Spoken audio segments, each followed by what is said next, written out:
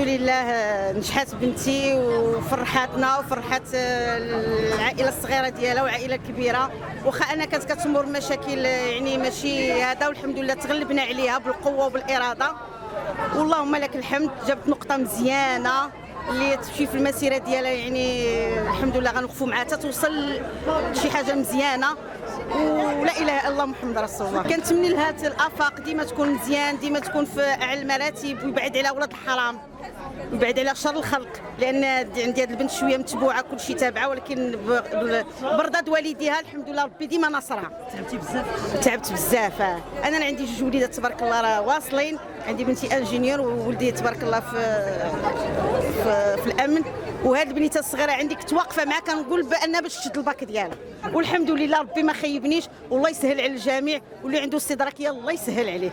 يعني الوالدين شي حاجه كبيره يعني في الحياه، وشو نقول لكم، اللي عنده شي والدين الله يخليهم ليه، ومن الاسف في الدنيا كامله وهادشي كامل اللي كنخدموا عليه، يعني على قبل الوالدين والوالدين هما الاولين، واللي عنده شي والدين الله يخليهم ليه.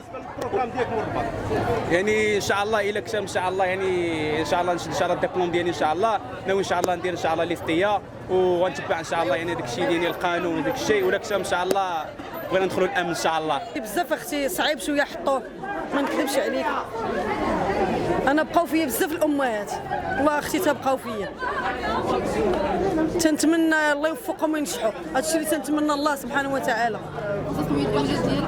انا بنتي اختي نجحات، وانا راه عندي وليداتي هنا وبنات بقاو فيا كلهم تنعرفهم وعزاز عليا بحال ولادي، تنتمنى لهم ربي سبحانه وتعالى يكون معاهم، الله يوفق اختي الجميع. ما نجحوش اختي البنيتات، بغيتهم اختي ينجحوا، بغيتهم يا ربي ينجحوا يا ربي، تنتمنى لهم ينجحوا وكلهم الحظ والفرح لهم المهمات ديالهم.